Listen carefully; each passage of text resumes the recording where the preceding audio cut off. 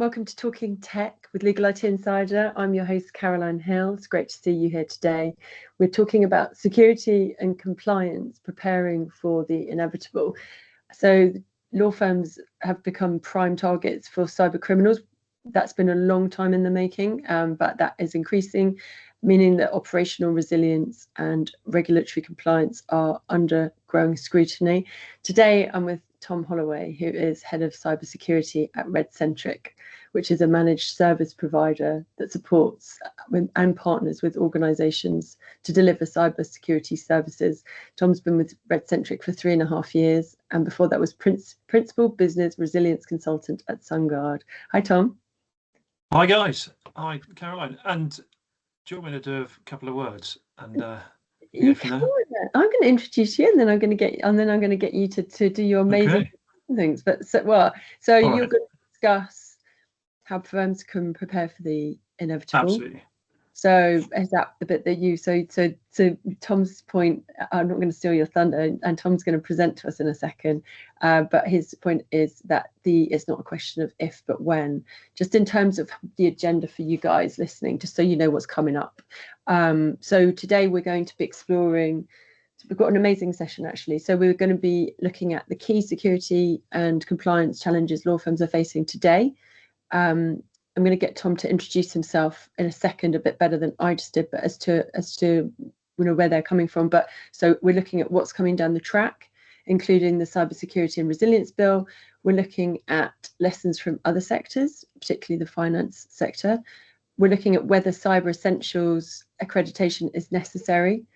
And we're looking we'll give you some final takeaways in terms of some practical steps to take away. Before we jump in, I'm going to ask Tom. Tom's doing some really cool talks and was showing me some slides. And I was like, would you mind just jumping in and doing a 10-minute talk, or maybe I'm not sure exactly how the timing will work, but just talking us through some of the slides he's going to be presenting. So we're going to jump into that. But Tom, what was it? Did you want to sort of preface? Well, thanks, Caroline, for that.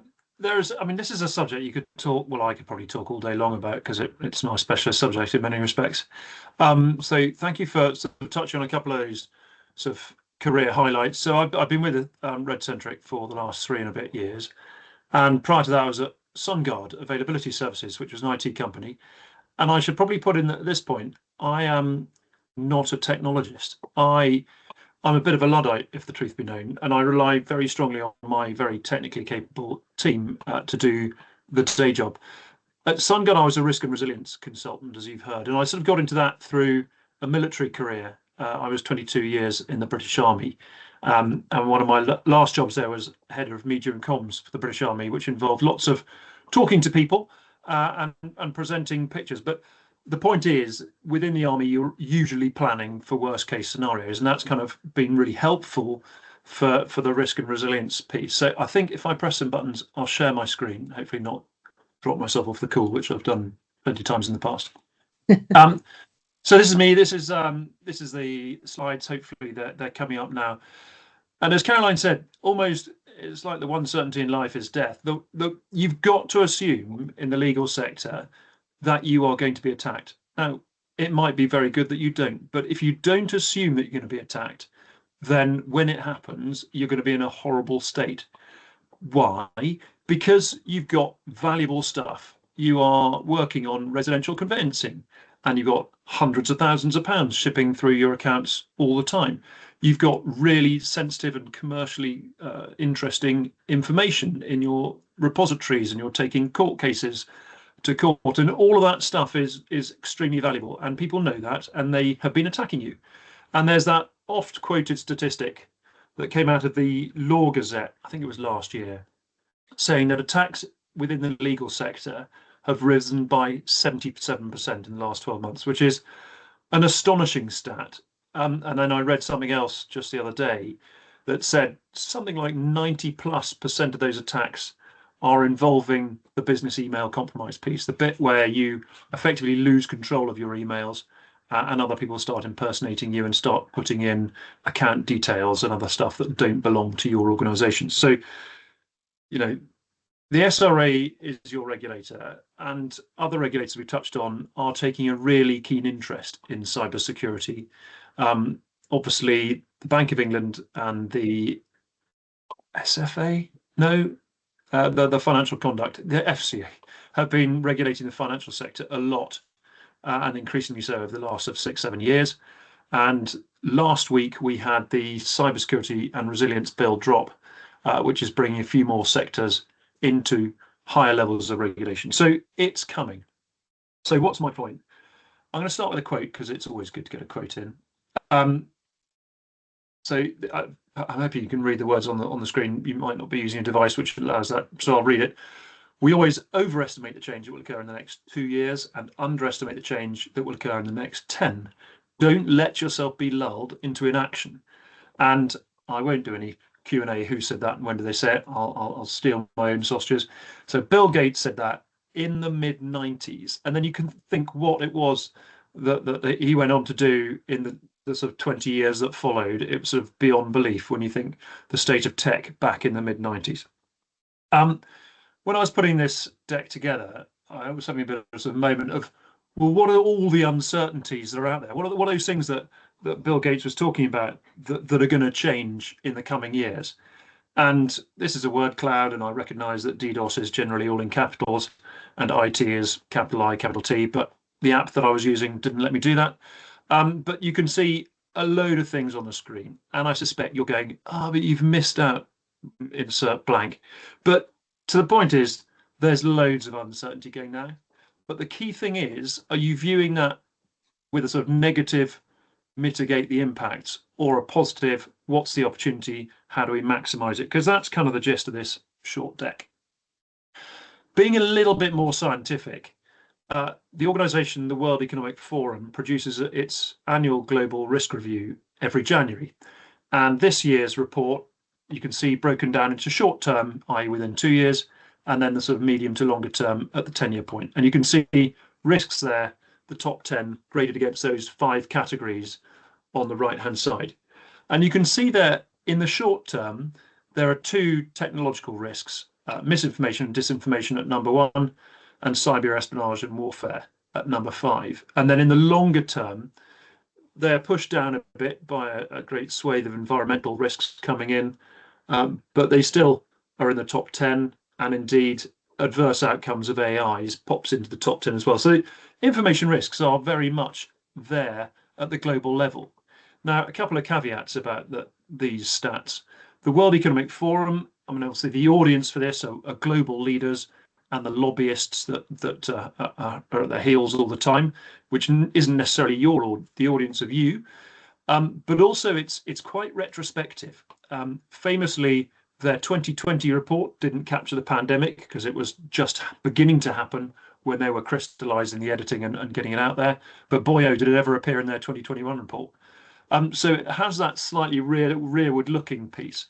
But one of the points I'm going to come out with is actually you've got to be looking forwards rather than backwards. Otherwise, you're going to get left behind. Zooming in a bit, because this is all about sort of information security. Again, I like stealing stats from other organizations because it adds a bit of meat to the story. These were from the Business Continuity Institute, and despite the fact it's their 2024 Horizon Scanning Report, it was issued at the beginning of this year. And you can see again, in the short term, next 12 months, cyber attacks, top of the pops at number 1. And in the medium term, cybersecurity is there at number 1 again. So that's definitely what we're talking about. And I'll bounce through these because this is not all about me on broadcast. I'm talking to some CIOs tomorrow, so this is kind of the realities that they're facing. Tech disruption, obviously there's a heck of a lot going on. Supply chain risk, that's absolutely what people are talking about, particularly with regard to cyber threats, but equally physical supply chains can be an issue too. AI acceleration, oh my word, in the law sector, it's absolutely an issue. And you know, once you put stuff into an AI browser, you've 90% of the time lost control of that because it's out there in the wild. And that information, let's hope it wasn't sort of PII or extremely sensitive relating to your business's performance because you've just fed the model. Information security threats, there's a heck of a lot going on, and it doesn't get any better day to day. So that's out there. There's also the ever-present issue of the budgetary pressure, trying to get more done for less, squeeze on budgets, make the bottom line, tighter, and the talent availability. We often see out there organizations that are kind of struggling to get by on the day-to-day, managing business as usual and project work with the teams they've got. We often see shortages of security trained people at the right category. And sometimes you get geos and locations where you can't actually hire in people because they don't necessarily flock to that area. So that's a reality. So you've got all these risks on my previous slides, and you've got these challenges which you're trying to work through, and then someone throws risk management at you. Now, typically people start using the 4 T's, and you can see those on the screen there: terminate, transfer, treat, and tolerate. But that's quite a negative sort of prism to view these challenges through, because they're not all negative risks. Some of them represent quite considerable positive upside, depending how you work it. So I frame that actually you've got to look at a slightly different set of, and it doesn't really work out into 4 T's, E, P, E, S, and A. But ultimately, what you want to be doing is, rather than terminating activities, you need to make sure that you're positioning your organization's best possible, that you're able to exploit something as and when it happens. And particularly I'm thinking about sort of how you're doing your compute and storage. Is it scalable?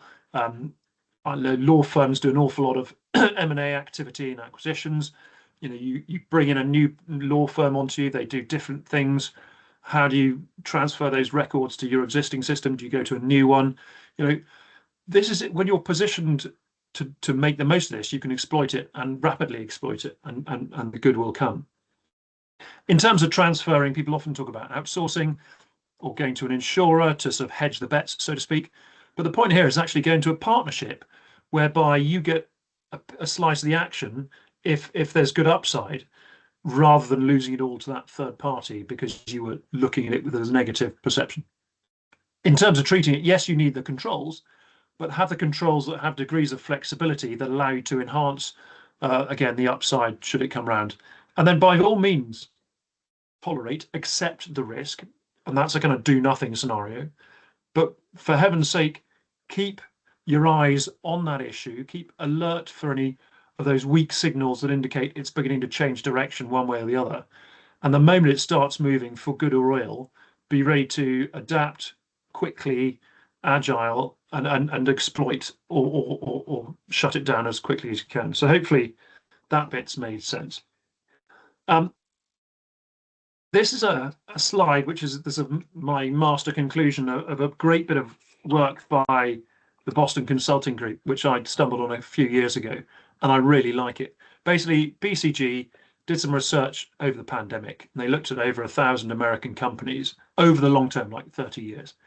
And basically, the companies that they judged to be resilient companies did 30% better than their industry peers did over the long term.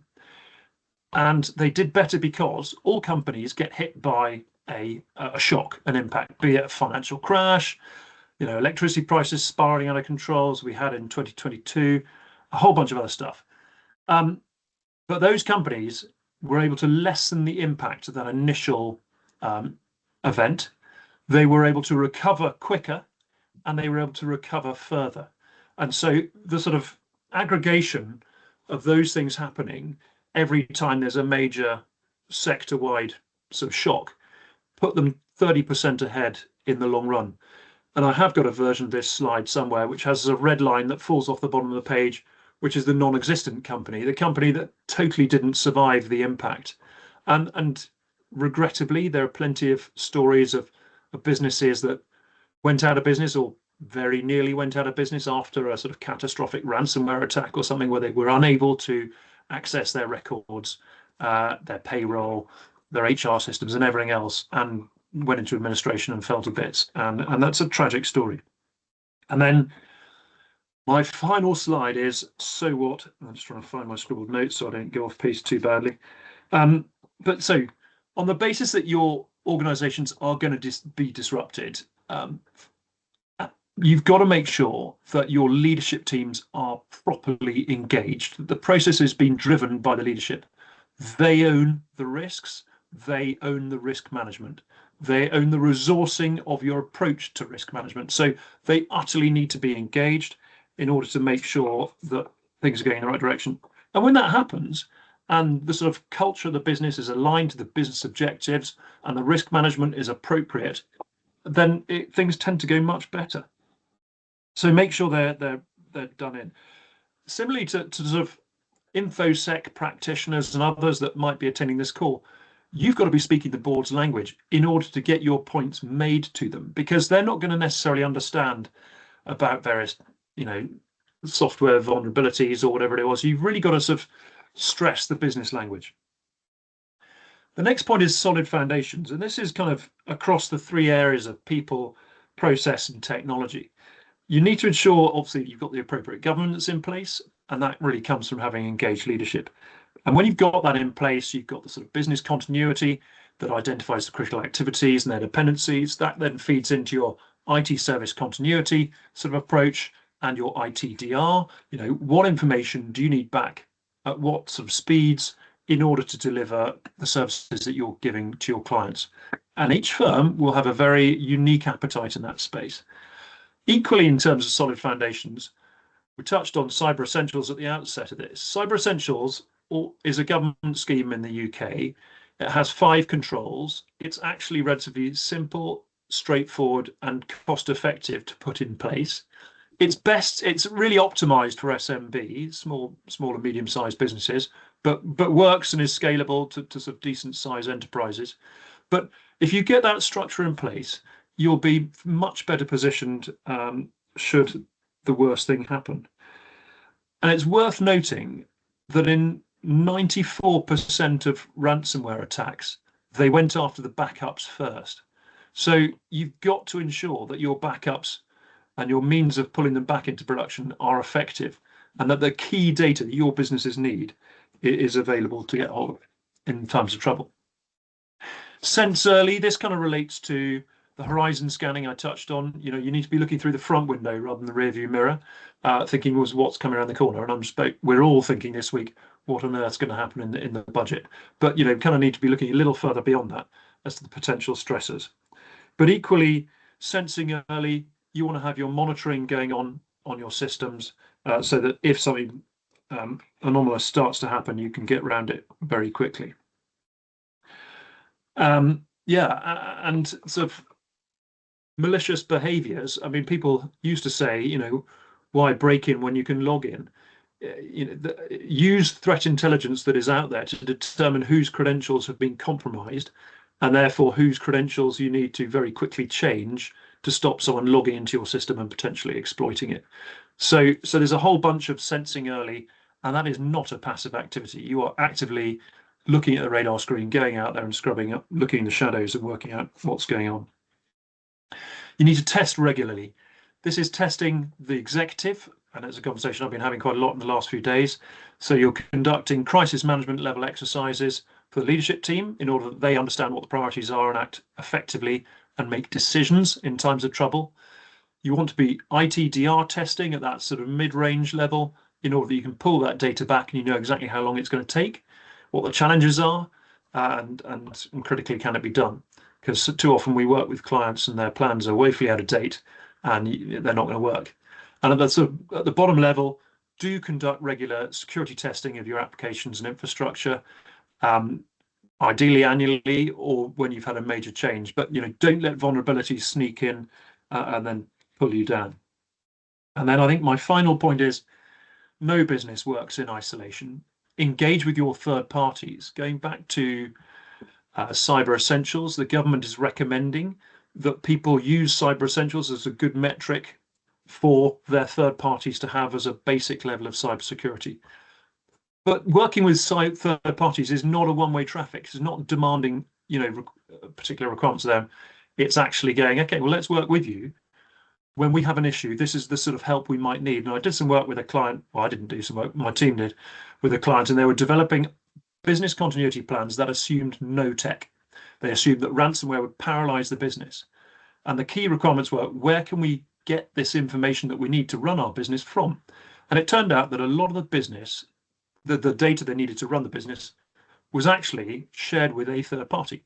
And it's opening the conversation with those third parties to say, look, if we have a catastrophic incident, can we borrow your spreadsheet, the latest version of, and then we can work with that to start to rebuild our business. And you'll find actually that many businesses are very open to those sort of discussions. And it's worth adding, I was involved with an exercise we did with a legal firm in Bristol, England, a fair few years ago. And they ran a BC exercise with 30 of their tier one suppliers. And it was a hugely instructive day, because basically the suppliers knew how the business was going to react, what it would stop doing, what it would continue doing.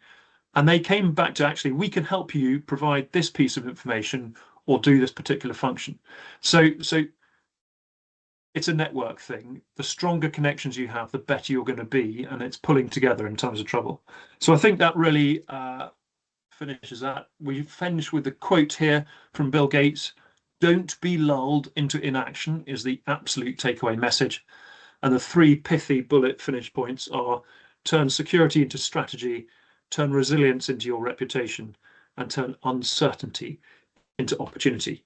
And I'm probably at best at that stage to quickly hand the mic back to Caroline. No, that was fabulous. Thank you. If you just turn your slides off, that would be great. So Yeah, no, that was fantastic. Thank you so much for sharing that.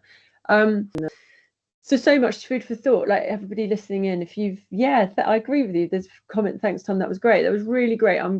When you showed me those before, I was like, I know people will want to be, to see that. So thanks for sharing that with us. Super helpful. And obviously this will be available on recording. So look, we started saying, in terms of the first point that we're talking about is about law firms. We're going to run through the key threats and challenges that they face, and your point to revisit isn't about not if but when, the need to plan for response and recovery, not just prevention. My question would be, are they not already doing that? Your team engages with a lot of firms. One of the things that I think we all are careful of is assuming that law firms are doing less than they are. Do you think they're sort of preparing the right? I don't think they're doing less. And I've worked with a number of law firms over the years. Since I've been in this line of work, I should probably add, just for but they're doing plenty. But like all things, there's a bit of muscle memory. Key people turn over, key staff move on, retire, new people come in, and it's great to see talent moving through. But actually, crisis management is all about muscle memory, and the more you do it, the better you get. And typically, people are on the hook to run that business continuity exercise annually, and that then goes in the report, and you're audited against that. And that's great, but actually, it doesn't hurt to run it a bit more often. I'm talking to companies right now about running a crisis management masterclass, whereby we actually just run them through the sort of essential principles of decision making in times of trouble, when you don't have the information that you would normally want to have when making a big business decision. And so the point is, actually, if you can start viewing all uncertainty as, not just a risk but an opportunity, and you kind of reframe it, and then hopefully that would inform, so decisions around digital transformation potentially. What do you do? We've got this ancient groaning tech in the back of a comms room somewhere in the back of the practice. We've heard about this cloud thing. Should we do it? And actually, we're seeing people go into cloud, come out of cloud, private cloud. I think 92% of businesses now have some form of cloud of some flavor or another. And it totally depends on your own organization's risk appetite as to where you put stuff. Because as we saw earlier this month, it's been a long month, we've had two fairly major public cloud outages in recent weeks, let's say. And if you can't handle that degree of outage and uncertainty, then you probably need to put it somewhere else. So yeah, it's thinking things through from a holistic level across the board, which is why I need the leadership engagement. Interesting. Yeah, actually, that's a very good point about those cloud outages, and that's increasingly going to be the case. Probably we were impacted by AWS, and for law firms, I've spoken to ones where it's completely debilitating. Do you so common I've got so many questions, Tom. I'm just conscious of time. I'd really love to know if you feel like they're just in the tick box exercise. But anyway, but I'd also love to know, what you see in the most common vulnerabilities. We're obviously heavily email based still, and I know that has been one of the most common areas of attack in terms of when you're talking about cyber as opposed to an outage or something like that. So then there's also slightly creaking systems in some cases, a lot of things bolted all together. Law firms are really great at that. I don't know, I think maybe lack of awareness. What do you see that's been the most common? Well, I mean, awareness is one of the quickest wins. You're right. So, it's, and I think someone did some research, and I don't want to name names, but I'm not sure I can remember the name anyway. But I think one law firm ran a phishing simulation exercise, and it was the most senior partners were the guiltiest offenders, because look, free holiday and whatever, click, and well done, you've just failed. So you can't do enough of this, and you don't want to make it a dreadful sit and watch a half an hour video every month, year, whatever. That doesn't touch sides, but which is one reason why actually an exercise can make it feel a little bit more real. As you think, right, okay, we've just been ransomware and we can't do anything, and those court dates you had in, although that transfer of documents, deeds, whatever it might have been, can't be done because we can't find the paper trail. I mean, I don't think it's a surprise, but when DLA Piper was whacked, was it back in 2016? They went on to be one of the leading digital law firms, because actually that was an opportunity to basically scrub everything they'd done and then, flex for the future. And I think that's probably serving them well right now. So, yeah. So it's kind of, never let a good crisis go to waste. But ultimately, you don't want that good crisis in the first place. You want to have sort of seen it coming and ultimately have avoided it. How do you manage? So we will come on to talk a little bit about AI, but so right now, the law firms that I speak to, they are under so much pressure. IT teams are under so much pressure to deliver innovation, and there's fears over being left behind and not spending enough money on the latest AI assistant and all of that kind of stuff. So how do you make sure that you're balancing the need, and there is a real need, and it is a point of potential. Firms may end up failing because they haven't innovated fast enough. So you've got that massive challenge. How do you balance that in terms of that compliance and operational efficiency? It's a real challenge, and yeah. I mean, the problem is, in many respects, how do you demonstrate the return on investment for putting more money into the cybersecurity problem? Because you put more money in and nothing happens, and you're not attacked, or perhaps not attacked. It's quite difficult to explain. So you kind of got to put it on the other foot. You've got to say, well, the cost of an outage to our business is X per day, or potentially, regulatory fines, depending if you're working with regulated sectors, and therefore could be quite stratospheric. I mean, I think there have been plenty of sums done, and I wish I had the numbers at my fingertips, but the sort of average cost of outages runs to tens of thousands an hour, easy for most businesses. I think the average. And the average cost of a cyber attack across the entire country, and when you think of the sort of profile of the businesses getting whacked, is something like £120,000. So they're really expensive, cyber attacks, and the cost of business outage is colossal as well. And never mind the class action or the regulatory fine on top of the lost business. So there's that aspect. So again, it's when articulating your case for more resources to put it in place to the leadership team, you kind of got to couch it in those terms and put it to the business outcomes. And Caroline, sorry, I jumped ahead. You asked me a little earlier on, what can people do or where the breach is coming? And you mentioned email, and business email compromise is a real thing, and a big vector. But another huge vector, and it was the biggest one last year, with something like 80% of attacks, was vulnerability exploitation. So those are the software security gaps in all of the hardware and software that you're running, be it firewalls or software platforms or whatever it might be, that it's not got the latest patch. So when that blinking light on your laptop says you need to stop for a minute and download the latest security patch, do that. But at a business level, the problem is that the teams are scanning and they know what the vulnerabilities are, but actually it's the challenge of prioritizing which vulnerability to attend to first. Some will be a bit of a no-brainer, others won't be.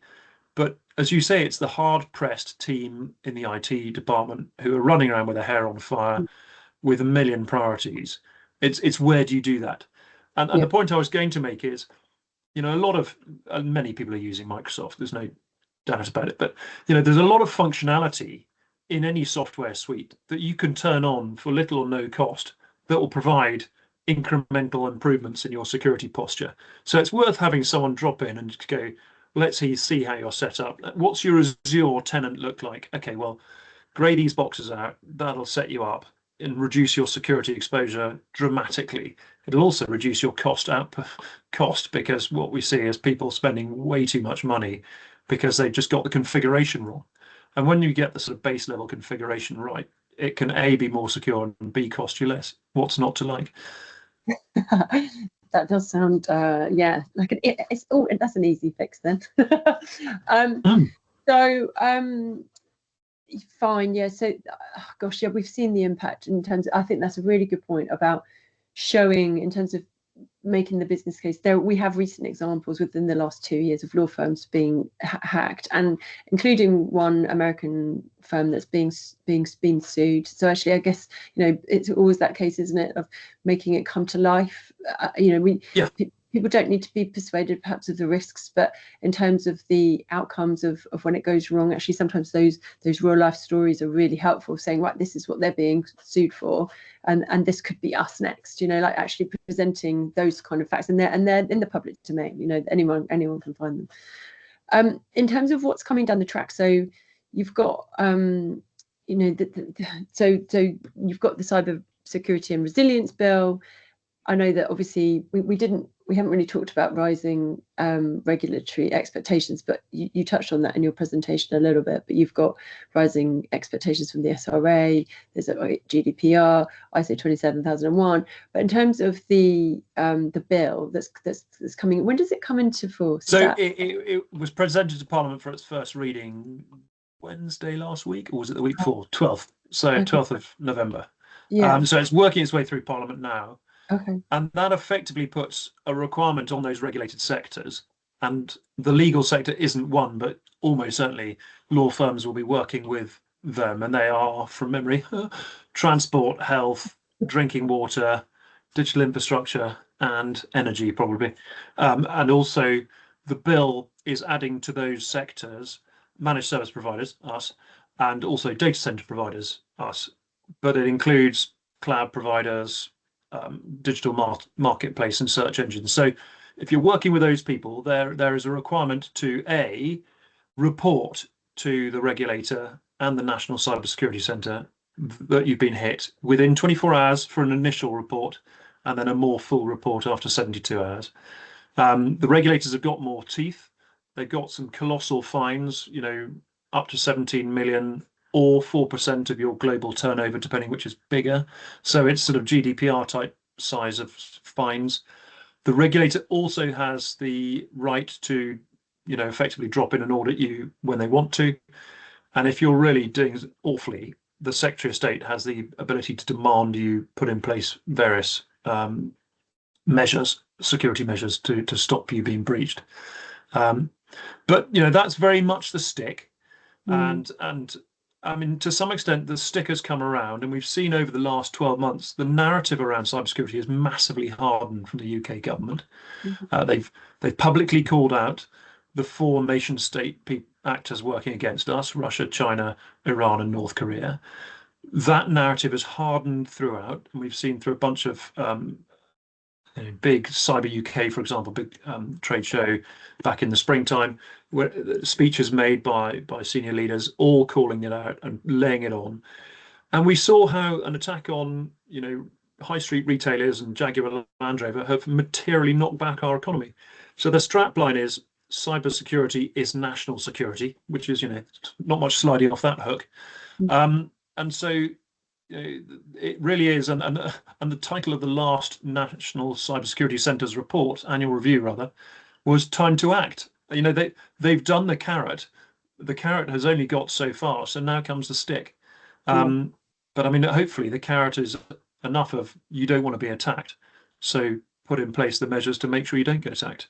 You see the outcome, it not as the legal sector, obviously you don't see it as physically as the likes of Marks and Spencer, when you went into the shops and there's nothing, and then you see what it did to their profit with it. And with some of the the recent cases where there's a legal tech supplier that got fined for a breach where they didn't act fast enough. So it's all that kind of there's all of this sort of recent case of, okay, you need to have your ducks in a row in terms of so in terms of being prepared. So Cyber Essentials, so you mentioned it briefly, government-backed scheme. Yes. It helps law firms implement basic technical controls. Who's it recommended for? Should people be looking at it? It's not necessarily relevant for every firm. Tell me more. It's a badge that certainly won't hurt. And as I said, if you want to operate in the health and certainly defence sectors, you need to have Cyber Essentials accreditation. So that's there. It's probably more designed for businesses with a turnover, I think, of around £20 million or less. It has a built-in cybersecurity insurance piece. It's not massive, but it helps. And you might use that to layer in terms of excess for a bigger cybersecurity insurance policy or cyber insurance policy. But the controls that I can't remember if I said this earlier, I don't think I did.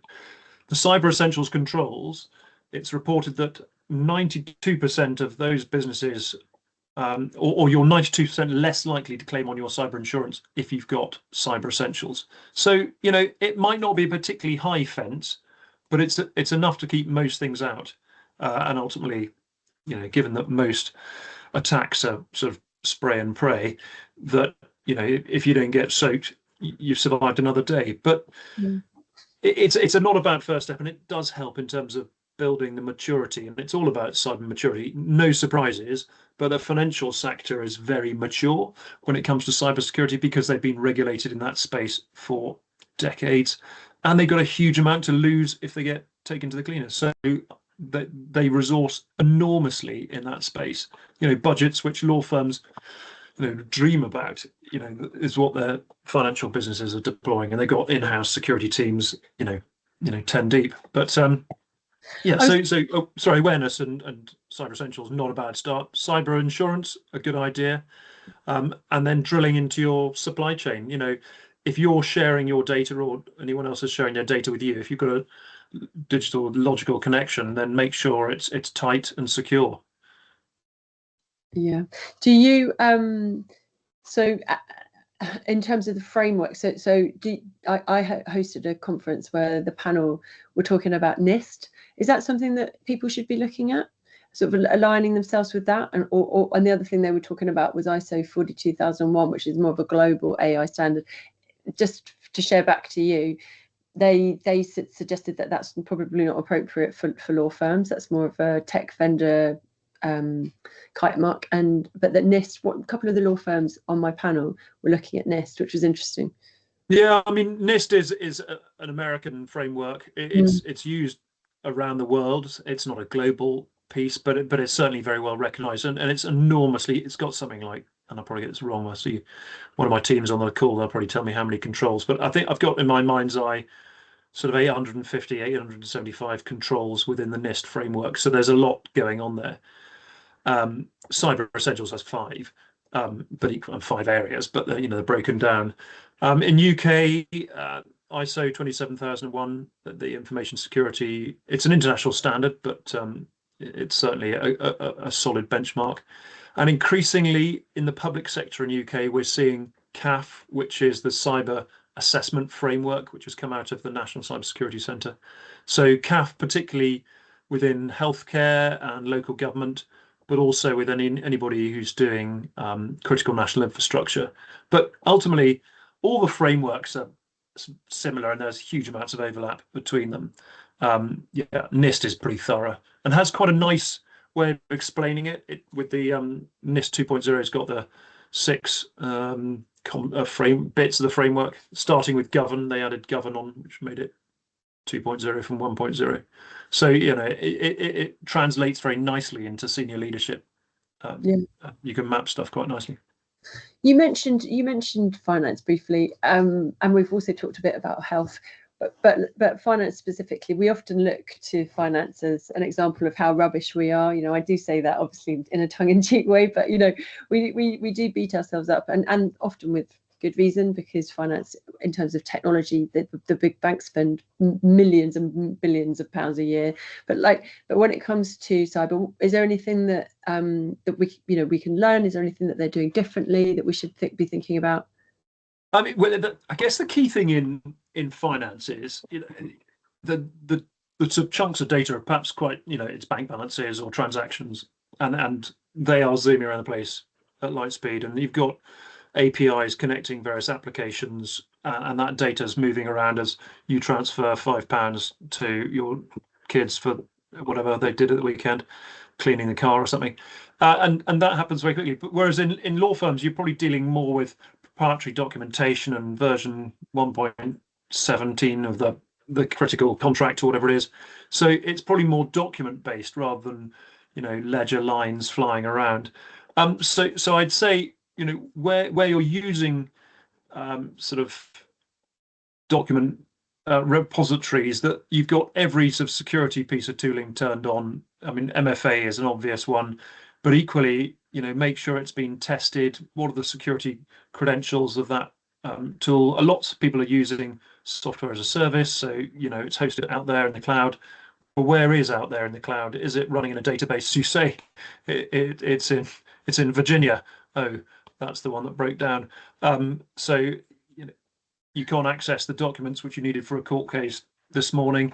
That's not very helpful. Hopefully you might have a local copy, or you've emailed somebody a previous draft and you can work out the difference. But ultimately, if you can determine the shape of your business infrastructure, and I appreciate not everyone's that interested, they're only interested in what affects them, but think about which bits of information you're using, and then the interfaces to your partners, and make sure those interfaces are secure best you can. And ultimately, if you back stuff up securely, then you're in a much better place should it all go horribly wrong. Yeah. So looking ahead, and this is maybe where we talk about AI. So I spend a lot of my time now writing about AI, as you won't be surprised.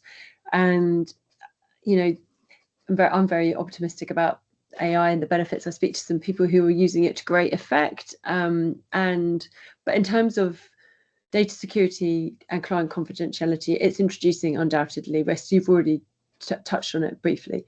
So what's your advice, or what's your team's advice to people when it comes to their practical advice, and not don't use it, it's terrible? No, I mean, it's really hard. I mean, we had a session a couple of weeks ago, and it was all right. Who's used AI in the room? And pretty much 100% of hands went up.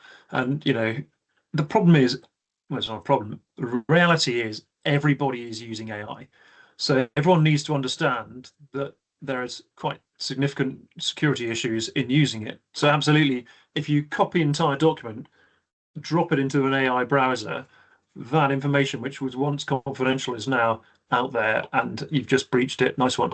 So for God's sake, don't start putting personal identifiable information into AI, because it's gone. That said, there are tools you can buy, instances of a sort of corporate Claude. You've got the Copilot, Microsoft, and others. I think ChatGPT has a sort of an enterprise license where you've got your own repository. Yeah, good luck verifying how secure that is. But ultimately, just think it through, folks. Perhaps don't use the client's actual name, and of course, we all know what work slop looks like. All the sort of guns that people chuck in there, and it comes back, and it's words, and you can read them, and they're sentences. But actually, it's really got to be checked over. So, I mean, there was a big consulting outfit, I think, in Australia, and they were doing some work for the Australian government, I think, and no one had actually QA'd the final report that went to the Australian government or local authority or whoever it was. and they end up having to basically give back the entire fee for the work for the sake of not reading the report because it was AI generated. It was a load of BS and didn't read well, but it looked like a report and it sort of had the right sort of shape and frame, but was meaningless and had no value. But do you think, I feel like people get quite hung up on, and with good reason, on the output, on the hallucination. But in terms of security, so there's all kinds of things that people are talking about in terms of infecting prompts and in terms of the vulnerability that having different AI systems. We have in legal, we go through phases of, thinking about, do we have a load of point solutions, or do we try and have one great amalgamated system which is much more secure? But actually a lot of the time we really don't want that, because we like do things really well. And this is where we've got to with AI. We're very much in a place where people have got lots of point solutions. They're trialing different things. It's probably right from an innovation perspective, but it introduces that vulnerability, doesn't it? It's this kind of really interesting time when I guess people have to be extra vigilant, because we're back to one of those times where we've got a lot of tech and a lot of interfaces. Yeah, and the challenge there is, I mean, I suspect your average mid-range law firm doesn't have a team of developers who are working on legal AI tech. But ultimately, if you are, and you're lucky enough to have that, then you absolutely need to build in security at the front end and have it designed in at first principles, because trying to strap it on afterwards, after the event, is A, extraordinarily expensive, but B, the horse is long out of the stables and long bolted. So you've got to design it in, and yeah, you've just got to be thinking security the whole time. And it's the old adage of, if you can't keep a secret, don't expect anyone else to. I mean, if you're pasting sensitive information into the real internet, then kind of you deserve to get what's coming to you. Yeah. I like your analogies, Tom. And then it's fine. So in terms of some key takeaways or sort of practical steps that people should be thinking, that it is a case. So I guess you've got to be realistic, haven't you? I mean, maybe you disagree actually, but maybe, but that's not the solution. To think maybe that's a kind of, I don't know, you're saying that sounds like you're not giving enough priority, or would you agree that perhaps you have to be realistic within the business strategy, that you're going to have to be spending money on innovation. You've got to be realistic. You've got to make your approach fitting for your own firm, rather than and understanding your own firm, what your own firm does, and where your own firm's risks and vulnerabilities are, I suppose. Yeah. Well, it goes back to that risk appetite. It is a very individual organizational thing, and will change from law firm to law firm to law firm. So you kind of, I think it goes back to the point we were talking about earlier about awareness. If you're just unconsciously using it because that's kind of what you do, and you're trying to find a recipe and you looked in the fridge and you've got an orange and some pork and something else and you just chuck it in, see what it gives you. Well, that's great. But if you start doing that with confidential information, it's a different thing. So people need to be slightly brought back down to earth and said, okay, it's really boring, but this is quite important, and just think it through. And I mean, I went to breakfast the other day in London with a company who has a tool. It's basically a plugin on a browser, and it'll see you copying a massive slab of information. And just as you're about to drop it into an AI browser, and there are hundreds of browsers out there that are all organizations you could use, are you absolutely sure what you're about to do and flash up on your screen is appropriate? Oh yeah, better not do that. Thanks for saying. But I mean, it's almost that sort of nagging sort of parrot on your shoulder that tells you to stop doing something. Yes, it was easy, but it's totally the wrong behaviour. So eyes wide open. More, sorry to talk over you. I feel like we'll have that more in the early days of email. We had no protection, did we? And people were sending stuff to the wrong people all the time and sending them the wrong attachments, and then gradually you got more sophisticated software where it would say, are you sure you mean to attach this? And you go, oh good lord, no. And then I'm already seeing some quite cool tech in this space. So one of the suppliers that was on one of my panels recently has got a proxy that they with their internal team can access ChatGPT or what have you, it will go through this proxy, and it means that, and they can monitor, and they can also say, oh, this seems like a very bad plan, which I think probably we'll see more of. Yeah, and I mean, fine, if you want to build it into your business processes, look at getting an enterprise license that it's got the appropriate security controls, or it's running on your own systems, isolated and not walking off to the wider internet to pull in the answers. And actually not doing anything is more risky, I think. So from speaking to firms, like not having anything internally is more risky, because then people well, exactly. But you assume that people will inevitably use it. Exactly. So provide them with the sort of training and awareness that when at least they do use it, they're doing it with some sight of what could go wrong if they are not suitably cautious. Yeah. I guess. So takeaways. So look, just to wrap up. So I don't know, 3 always seems like a good number, but maybe don't be confined. But so if you had to sum up, to give people something to take away from this conversation, what would your key takeaways be as a kind of bare minimum? Do this now. Cyber Essentials is a pretty good place to start, because it's relatively cheap. I mean, you pay circa 300-400 for the sort of basic level accreditation, and then if you're going to the Cyber Essentials Plus, it might be a bit more, because someone's actually going to technically test your systems. But that's a great badge, and people will see it. You've got it on your website and go, these people are taking security seriously and doing stuff. Training awareness is a bit of a no-brainer, because it just improves the home team's sort of defenses, and given that most attacks make use of the vulnerable person at the end of the line to get in, rather than going to all the effort of breaking in, then that's probably a good place to start. What was I going to say? A cyber insurance is not bad, depending how much you've got to lose.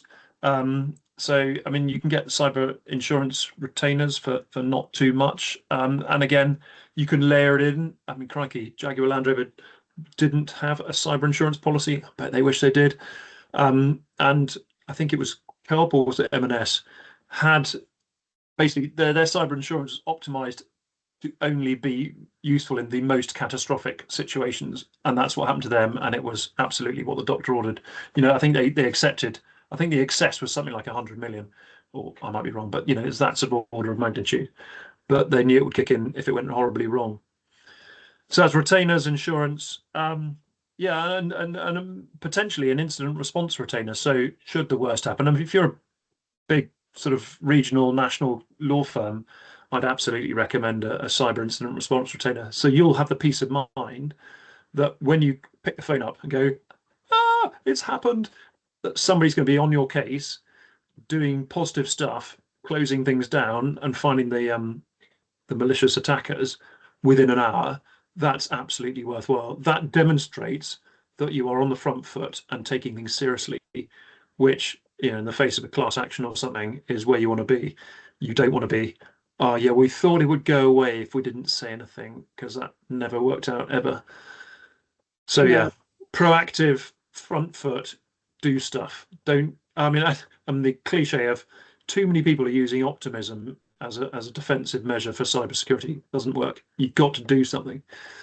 Yeah, I was with a bunch of IT directors last week, and you'll be reassured to hear that they were all of the opinion that it was not if but when. So they're certainly sort of starting to subscribe to that view. And I know, just to sort of finish up, you've talked about an analogy. So obviously law firms have got a huge amount of data. I know I think in your talk tomorrow, you're going to be referring, perhaps it's not the talk, perhaps I'm mixing it up, but you talked to me about a sort of a jewelry analogy on Hatton Gardens. Yeah, so perhaps share that, and then okay. So I mean, we've all walked down the high street. It's Christmas. We're getting warmed up to it, and then after hours, or the jewelry shop, because they got loads of good stuff worth stealing. They've got a burly chap on the door. They've got armored glass. They've got a grill on the window. You've got to knock on the door, and they're going to look not too dodgy, and they'll push the buzzer and let you in. Law firms are the same. You guys have got loads of very valuable data that the cyber criminals have absolutely seen that you've got, and they want it because they want to monetize it and take you to the cleaners. So you've got to have the equivalent of the armored glass, the security guy on the door, the alarm system, the grills, the whole lot, because that's the reality of it. You need someone looking after the shop 24/7, you know, when there's someone in it and there's someone not in it, because you're valuable, your data is valuable all the time. Tom, thank you. Such a pleasure. Thanks everyone for listening in. Thanks for the nice feedback on Tom's presentation. It's been great chatting with you. I know that we'll continue to be in touch. This is not going anywhere, this conversation, but I really appreciate you making the time, and I appreciate everybody who's joined us today. Thank you so much. Well, thank you, Caroline, and thanks everyone for joining us today. Thank you.